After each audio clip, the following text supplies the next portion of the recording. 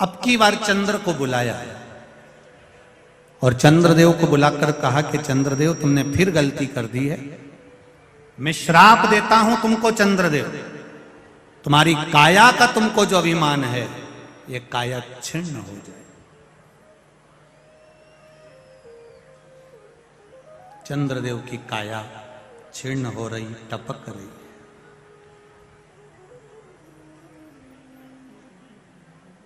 जब रोग से ग्रसित हो जाता है मनुष्य, किसी का एक्सीडेंट हो गया, कोई रोग आ गया, कोई बीमारी आ गई, तब उसको याद आता है कि मुझे शिव की शरण जाना। और शिव महापुराण की कथा कहती है जब हम गंभीर बीमारी से ग्रसित होंगे तब भगवान के पास जाएं, उससे अच्छा है शरीर में अगर थोड़ा भी रोग आया है तो हम उससे पहले ही क्यों ना भगवान की भक्ति में डूब जाएं, भगवान की शरण में चलें। बहुत पत्र हैं, इन पत्रों में लिखा है, बहुत सी पत्रों में किसी का एक कैंसर वाला पत्र आया है कि कैंसर जैसी बीमारी हो गई थी पर बाबा ने कृपा कर कर हमारे कैंसर को ठीक कर दिया। यहां तक पत्र हैं,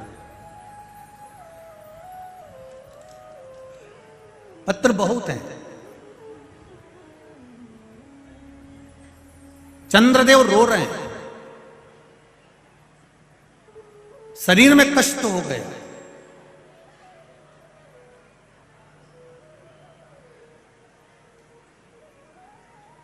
एक बात चंद्रदेव के जीवन में चंद्रदेव को समझ में नहीं आई। मेरा शंभू कहता नहीं है कुछ भी, पर बता देता है। पर नारी पर धन, किसी के पड़े हुए धन, किसी की चेन, किसी का मोबाइल, किसी का पर्स तुमको मिल गया, उसमें से तुमने कितने दिन अपनी जिंदगी खुश होकर जी ली, कितने दिन जियो।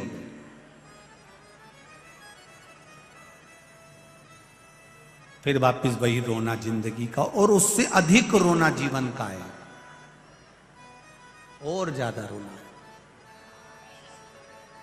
पर धन पर नारी पर जब गलत दृष्टि दी जाती है तो यह निश्चित है कि व्यक्ति को रोना तो पड़ता है।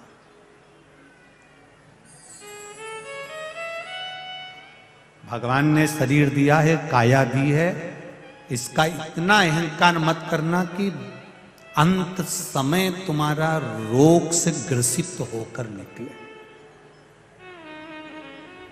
इतना अहंकार में मत डूबना कि जिंदगी में रोना पड़े। हर पल हर घड़ी उसको धन्यवाद देते रहना कि ये तेरी कृपा से मिला है।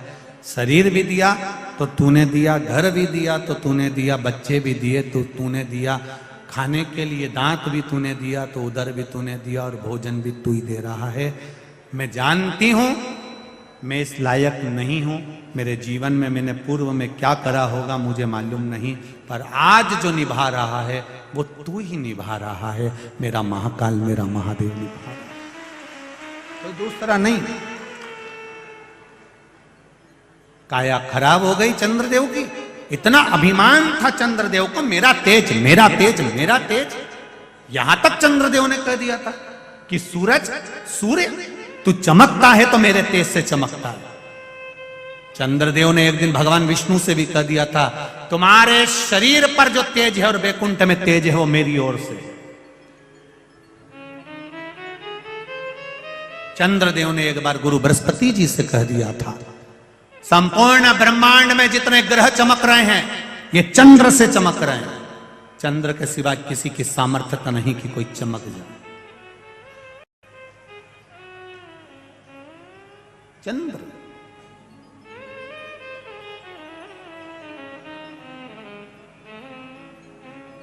सारा अहंकार, काया का जो अभिमान था वो ले गया, पड़ा है, कोई मतलब का।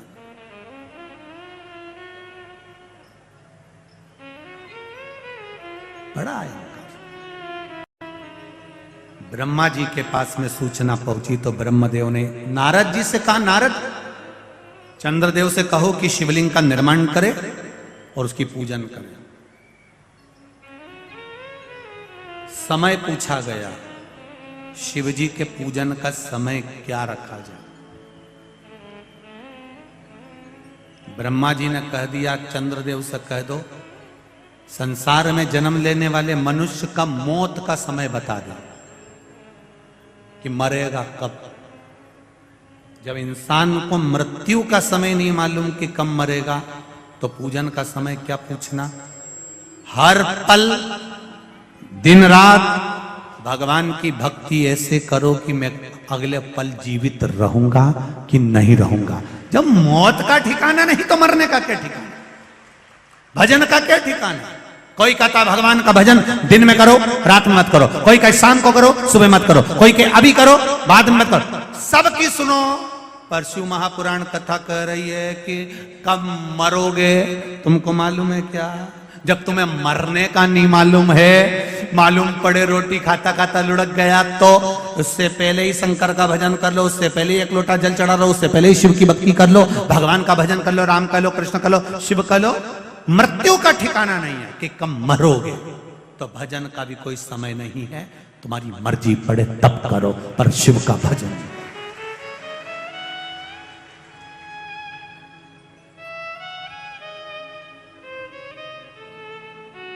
तुम्हारा मन पड़े तब भगवान का भजन करो। कब कब? कई माताएं कहती है हम रजस्वला धर्म से हो गए तो क्या महाराज जी भगवान का नाम नहीं लेना चाहिए? हम कहेंगे मंदिर मत जाओ, हम कहेंगे देवालय मत जाओ, हम कहेंगे भोजन मत बनाओ, हम कहेंगे पूजन मत करो, पर हम ये कभी नहीं कहेंगे कि तुम भगवान का नाम मत लो। हर घड़ी, हर पल, हर क्षण, हर समय तुम्हारा जब मन पड़े तब भगवान